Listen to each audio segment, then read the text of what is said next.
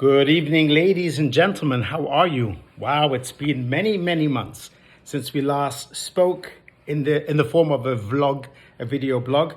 And tonight I wanted to do something a little different. I had a few very important pointers to convey to you, and the only way to do that is truly by sharing it live, or at least in a YouTube format. Otherwise, to write it down, most of you would barely open the email, never mind read it. So here we go. On behalf of Hannah, myself, and our entire family, we convey heartfelt thank yous to each and every one of you for reaching out thousands of messages that we have received on becoming grandparents. It is truly surreal, the best word I can find to convey our emotions. It doesn't feel right or real because we feel so young, and we are, but we're so blessed. So thank you. Thank you for that. And my only blessing to you is, Kol hamavarech mitbarach, whoever blesses should be reciprocated with God's blessings in return. Hannah's there in Israel. That's a miracle in and of itself. She's there with Minna, and the bris will take place, please God, this Thursday. I have tried everything in my power to get there, and I mean literally everything, and I haven't given up, but it doesn't look or seem possible, which is okay. So many of you have gone through hardships during the year of COVID, not being with family members and loved ones, and struggled that way. And I've been there with you, especially when it came to sadness. So this is a joyous event, and even though I never imagined not being at my first grandchild's bris, but it's okay. They're represented by the mother, and I'm here with our family. And thank God for Zoom, and we can participate live. So what Minna and Pinchas have done is they have specifically made the bris to be scheduled for 4:30 Israel time, because they haven't moved the clocks, unlike us who we have, which is 10:30 a.m. Thursday morning our time. I'll be sending out a separate email under a different cover, separate cover, with a link for the bris. If you wish to participate, please do so. It will not be long, just maybe 15, 20 minutes or so that you'll participate, get a chance to wish Mazel Tov, hear the baby naming. It will be very meaningful for us. I'll be on there too, so I look forward to you joining us as well. Being that Pesach is literally around the corner, two very important aspects I need you to please hear and also follow through on if you can. First of all, many of you have responded and sold your chametz online because we sent out the email last week. In this email thread, in addition to the YouTube link, there's going to be, again, the chametz sale form. I'm asking you please to do so. Do not wait till last minute. There's a lot going on, and I want to ensure that each and every one of your forms get in. So please do so tonight, latest by Thursday night, but preferably tonight and tomorrow. Thank you. Second of all, COVID is a year already. We've already started the second year.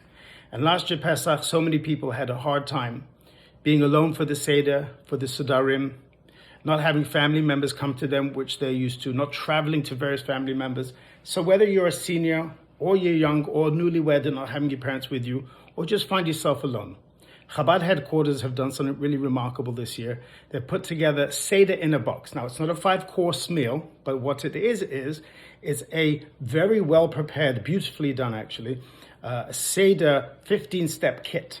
It's a do-it-yourself Seder for dummies, so to speak.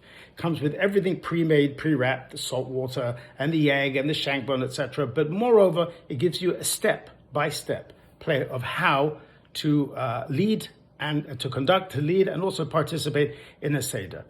The average person who has led a Seder before, this is not for them. But if you know someone who's alone, someone who feels that possibly they won't have a Seder because they don't have whom to go with or what to do, please let us know.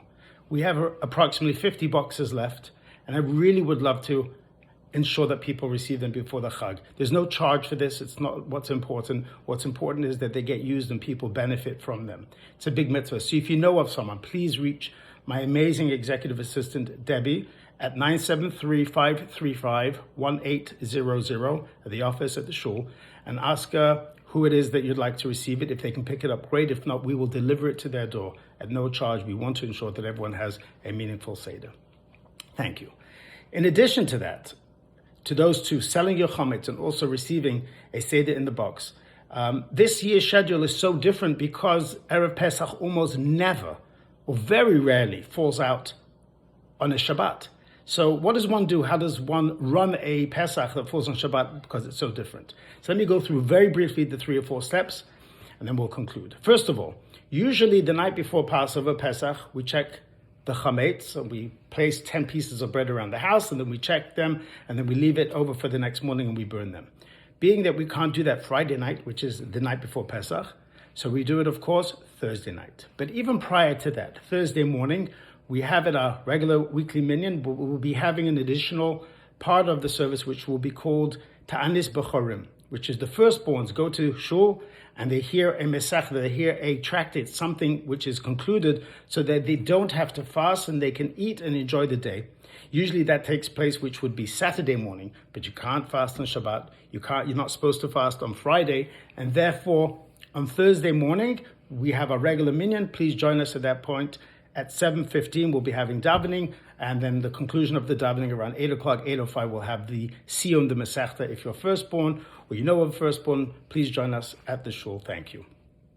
That's Thursday morning. Thursday night you have, as I just mentioned, the placing of the chametz, the 10 pieces of bread. And then Friday morning, even though it's still not Erev Pesach, because Erev Pesach is Saturday morning, Shabbat morning, but Friday morning, as we would do as if it was Erev Pesach, we burn the chametz at around 10:50, just like we would, even though we can own chametz later than that, but we burn it to be consistent with every year having the same period of time where we burn the chametz. That would be Friday morning.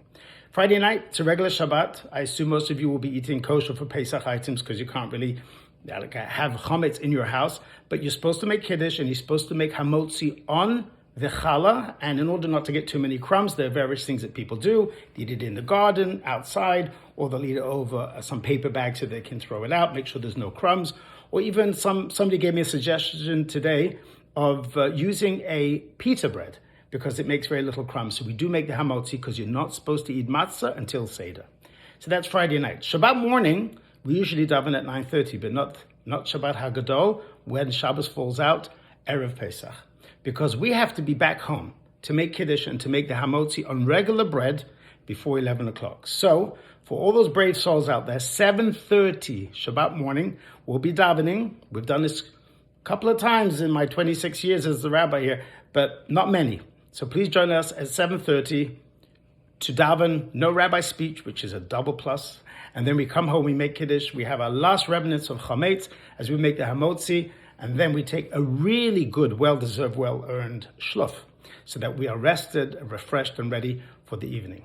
The evening is going to be, of course, Motzei Shabbat, Saturday night, which is what we wait for, and we wait for Shabbat to end, and we start the first Seder on Saturday night, and we make a special Kiddush in a special order called Yak Nahaz. We incorporate the Havdalah in the Kiddush, and then we stay up till 12, 1 o'clock, make sure you eat Afikomen. Sunday morning, then we'll have the first day Chag, even though it feels like the third day already because we started Thursday, Friday, and Shabbos. It's actually the fourth day, but really it's the first day Yontiv. That's Sunday morning at 9:30, then again Monday morning at 9:30, but of course Sunday night we have the second Seder, the same as we do. We make the special Kiddush and the 15 steps.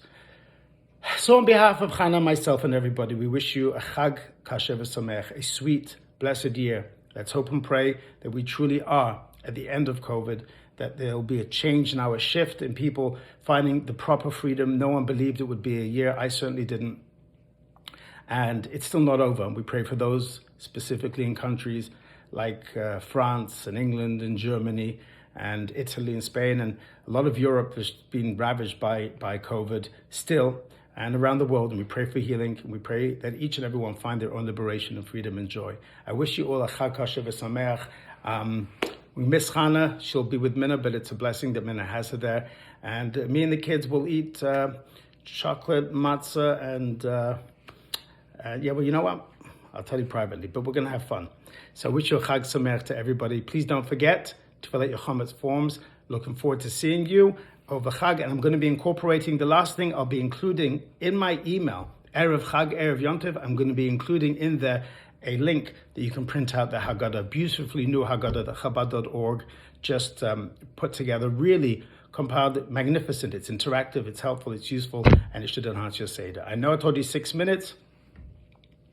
I exaggerated, but I tried not to. It's a lot to get in. Wish you good Yom Tov to you and love to your whole family. Enjoy every minute. Cheers.